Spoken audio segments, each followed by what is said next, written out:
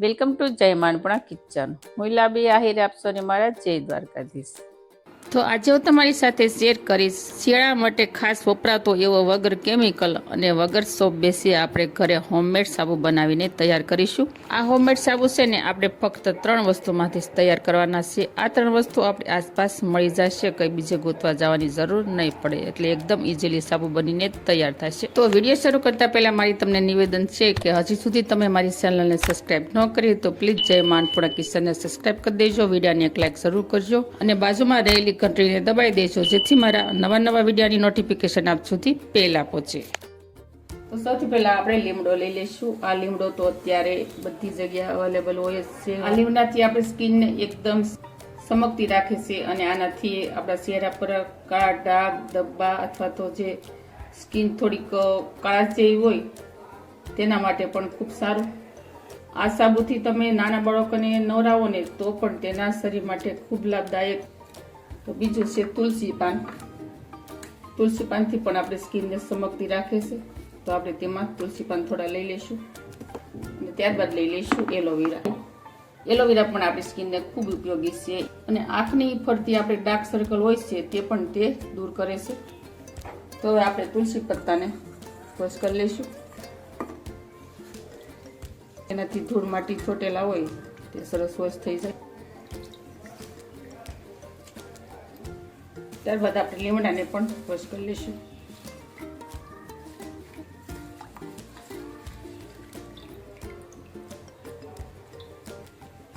એલોવેરાને પણ આપણે સરસ રીતે વોશ કરી નાખીશું, જેથી નીચે પીળો પાર્ટ હોય છે તે સરસ રીતે વોશ થઈ જાય. જો આ રીતે આપણે તેને ઊભા મૂકી દેવાના, એટલે એક્સ્ટ્રા શેર હોય છે તે વયો જાય. પીળો શેર હોય ને તેને આપણે સરસ રીતે વોશ કરી લેવાનો છે. તો ફ્રેન્ડ, મેં પહેલાં પણ મુલતાની માટી અને સંદનના સાબુ મૂકેલો છે, તે તમે મારી ચેનલ પર જઈ અને જરૂર જોજો. તો આપણે પહેલાં તો લીમડાના પાનને આ રીતે તોડી, લીમડાના આ રીતે પાનને આપણે છૂટા પાડી લઈશું અને મિક્સર જારમાં એડ કરી દઈશું.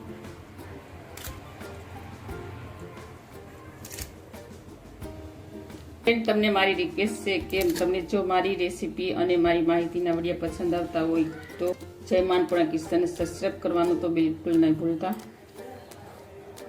તો જો અહીંયા આપણે લીમડાની પટ્ટી તોડીને એડ કરી દીધી છે અને ત્યારબાદ આપણે તુલસીના પત્તા એડ કરી દઈશું અને ત્યારબાદ આપણે 2 ચમચી જેટલી હળદર એડ કરી દઈશું.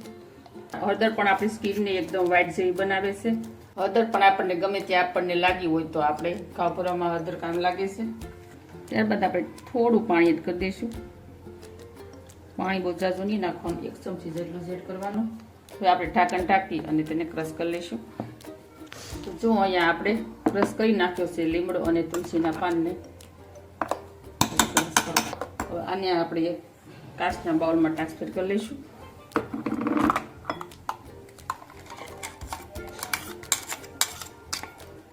હવે આને પણ આપણે સાઈડમાં અત્યારે મૂકી દઈશું. હવે આપણે એલોવેરા લઈ લઈશું. એલોવેરાને છે ને આપણે ઉપરની છાલ નથી ઉતારવાની, આપણે ફક્ત એની બંને બાજુના કાંટાની કિનારી છે ને તે જ આપણે ઉતારી લઈશું.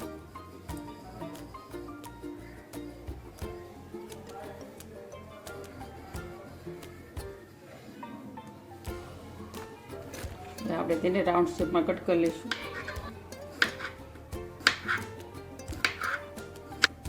એલોવેરાને આપણે સાલ ન ઉતારીએ ને તો તેમાં સાબુનો કલર છે ને સારો આવે, એકદમ સરસ ગ્રીન કલર સાબુમાં આવે, કારણ કે એલોવેરાની સાલ છે ને એકદમ સરસ ગ્રીન કલરની હોય છે. તો આવી જ રીતે આપણે બધા એલોવેરાને કટ લગાવી દઈશું.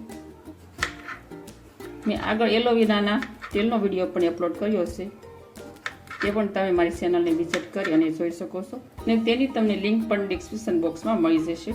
જુઓ, તમે જોઈ શકો છો આપણે એલોવેરાને આ રીતે ગોળ રાઉન્ડમાં કટ કરી નાખ્યા છે. હવે આને આપણે પણ મિક્સર જારમાં એડ કરી દઈશું.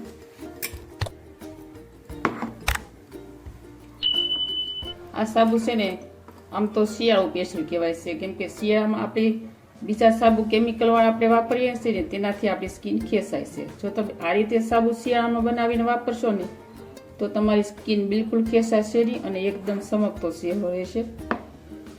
આને પણ આપણે મિક્સર જારમાં ક્રશ કરી લઈશું. તો જોઈ લઈશું એલોવેરા પણ સરસ મજાનું ક્રશ થઈ ગયું છે. જો તો હવે આપણે આ રીતનું ગણું લઈ લઈશું અને તેને આપણે ગાળી લઈશું. બે પેસ્ટને પહેલાં આપણે લીમડાની અને તુલસીની પેસ્ટને ગાળી લઈશું. તમે જો આ રીતે ન ગાળવાનું હોય ને તો તમે કોટનના કપડા વડે પણ ગાળી શકો છો. હવે આ જે પલ રહ્યો છે ને આને હજી આપણે ફેંકી નથી દેવાનું, અને હજી એકવાર આપણે ક્રશ કરી લઈશું. હવે આપણે જે એલોવેરાનો પલ ક્રશ કર્યો હતો તે ગાળી લઈશું.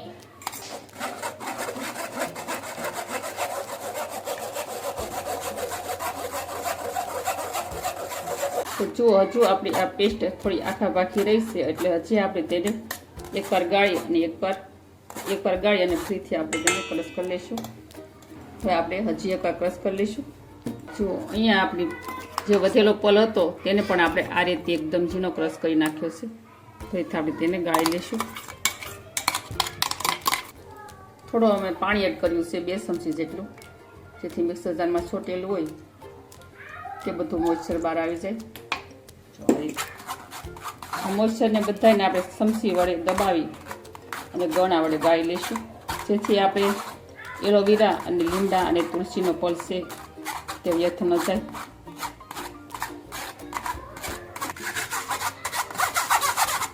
જો અહીંયા આપણે બધો જ પલ ગળા વડે ગાળી નાખ્યો છે.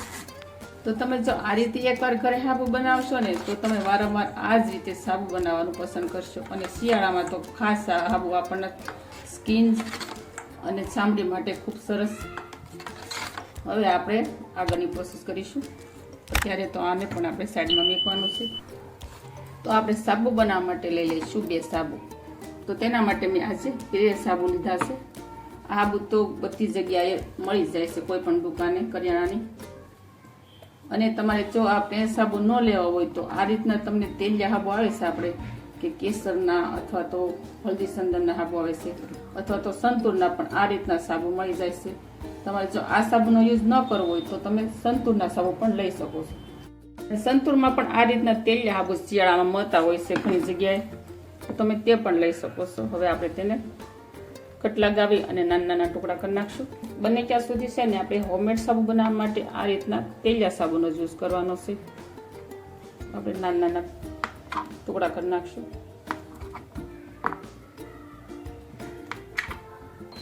તમારે જેટલી ક્વોન્ટિટીમાં સાબુ બનાવવાના હોય ને એટલા તમે સાબુ લઈ શકો છો.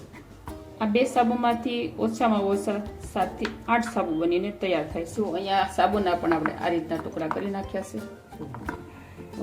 આમાં તમારે સોપ બેસની પણ જરૂર નહીં પડે, કેમ કે ઘણા કહેતા હોય કે અમને સોપ બેસ છે ને એકદમ ઇઝીલી નથી મળતો, તો અમારે ઘરે આ રીતે હોમમેડ સાબુ બનાવવાના હોય ને એકદમ નેચરલી, તો અમે કેવી રીતે બનાવી, એટલે મેં તમને આજે આ રીતે અપનાવીને વિડીયો બનાવ્યો છે.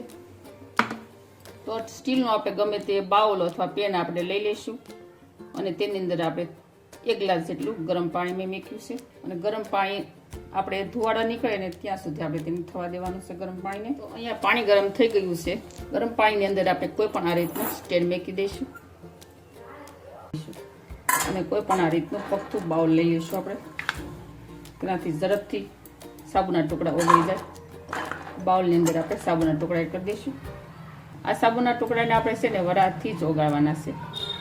જો આ રીતે આપણે સાબુના ટુકડાને ઓગાળી લઈશું. જો ઓગાળવા મળ્યા છે. તો જો આ રીતે આપણે બધા સાબુના ટુકડાને ઓગાળી લઈશું. જો તમે જોઈ શકો છો અહીંયા આપણું સાઈડમાં સાબુ ઓગળવા લાગ્યો છે. જો અહીંયા સાબુ ઓગળી અને એકદમ આ રીતે લિક્વિડ જેવું થઈ ગયું છે. તો આપણે ગેસની ફ્લેમ બંધ કરી દઈશું. તો અહીંયા આપણે તૈયાર કરેલું લિક્વિડ સાબુનું છે તે જે આપણે પલ કાઢ્યો હતો એલોવેરા, લીમડો અને તુલસીનો, તેની અંદર આપણે એડ કરી દઈશું અને મિક્સ કરી દઈશું એક સરખું. આની અંદર આપણે તમે કોઈ પણ ઓઇલના 2-3 ટીપા એડ કરી શકો છો. કોપરેલ પણ લઈ શકો છો. આમળાનું કોઈ પણ તમે તેલનો યુઝ કરી શકો છો. હવે આપણે જે સાબુ બનાવવાનું મોડ લઈ લઈશું. હાબુ બનાવવાનો મોડ છે ને સિલિકોનનો આવે છે, એટલે આમાં અંદર કોઈ તેલ અથવા ઘી કોઈ ગ્રીસ નહીં કરવાનો. આપણે ડાયરેક્ટલી આપણે તેનો ઓઇલ એડ કરી દેવાનું.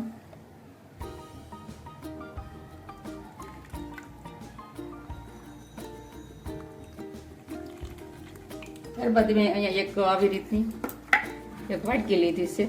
કોઈ પણ ડબ્બી તમે લઈ શકો છો. અહીંયા મેં આ રીતની એક ડબ્બી લીધી છે અને એક છે સાનો કપ.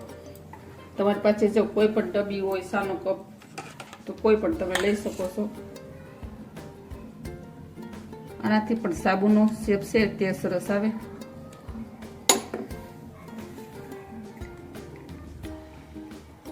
એટલા લિક્વિડમાંથી 100 હાબુ છે તે હાબુના મોડવા બન્યા છે અને 2 હાબુ છે તે આપણે એક છે સાનો કપ અને બીજી એક છે ડબ્બી. તો કુલ ટોટલ આપણે 8 હાબુ બન્યા છે. હવે આને આપણે 2 થી 2.5 કલાક સુધી આપણે તેને ઠંડુ થવા દઈશું. 2 થી 2.5 કલાક સુધી ઠંડુ થઈ જાય અને જામી જાય એટલે માની લેવાનું કે આપણે સાબુ બનીને થઈ જશે તૈયાર. આ સાબુને છે ને ફ્રીજની જરૂર નહીં પડે. આ સાબુને તમે 2 થી 2.5 કલાક સુધી આમ જ બહાર રહેવા દેશો ને તો પણ સરસ સાબુ બનીને તૈયાર થઈ જશે. જુઓ તમે જોઈ શકો છો અહીંયા 2.5 કલાક બાદ આપણે જોઈ લઈશું બધા સરસ સાબુ છે તે જામી ગયા. જો જોઈ લઈશું આપણે ગળમાંથી હાબુ બહાર કાઢી લઈશું. હવે જો બન્યા છે ને સરસ મજાના સાબુ. આ રીતે આપણે બધા જ મોડમાંથી સાબુ બહાર કાઢી લઈશું. જે સાના કપમાં સાબુ બનાવ્યા હતા ને તે પણ સરસ જામી ગયા છે. જો મસ્ત મજાના. ત્યારબાદ આપણે જે ડબ્બીમાં લિક્વિડ ભર્યું હતું તે પણ આપણે કાઢી લઈશું. સાકુ વડે આપણે ફરતી કિનારેથી આપણે સાકુ ફેરવી દઈશું એટલે એકદમ ઇઝીલી સાબુ બહાર નીકળી જાય. જો કેવા સરસ બન્યા છે સાબુ. તમારી પાસે મોડ ન હોય તો તમે આ રીતે પણ સાબુ બનાવી શકો છો. તો અહીંયા તૈયાર થઈ જશે આપણે શિયાળો સ્પેશિયલ લીમડા, એલોવેરા અને તુલસીમાંથી બનતા એવા સરસ મજાના સાબુ. તો ફ્રેન્ડ, તમને આજે આ સાબુનો વિડીયો કેવો લાગ્યો તે મને કમેન્ટ કરી જરૂર કહેજો અને સારો લાગ્યો હોય તો લાઈક, શેર અને સબસ્ક્રાઈબ જરૂર કરી દેજો અને વધુમાં વધુ ફ્રેન્ડ અને ફેમિલીમાં શેર કરજો. તો આવજો, ફરી મળીશું આવી જ નવી માહિતી, નવી રેસીપીઓ સાથે. ત્યાં સુધી થેન્ક યુ. જય દ્વારકાધીશ, જય સિયારામ એન્ડ ધન્યવાદ.